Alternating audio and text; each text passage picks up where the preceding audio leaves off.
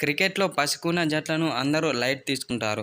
వీళ్ళ వల్ల ఏమీ కాదని అనుకుంటారు. ఒక్క మ్యాచ్ గెలిచినా గొప్పే అని చెబుతారు.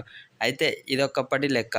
పసికూనలను ఇలా అనుకోవడానికి కొన్ని కారణాలు ఉన్నాయి. బడా టీమ్స్‌పై చిత్తుగా ఓడిపోవడం, బౌలింగ్‌లో భారీ స్కోర్లను ఇచ్చుకోవడం కొన్ని రీజన్స్‌గా చెప్పవచ్చు. అయితే ఇప్పుడు అంతా మారిపోయింది. చిన్న జట్లు కూడా ఫేవరెట్స్‌ను భయపెడుతున్నాయి. దీనికి బెస్ట్ ఎగ్జాంపుల్‌గా ఆఫ్ఘనిస్తాన్ జట్టు అనే చెప్పాలి.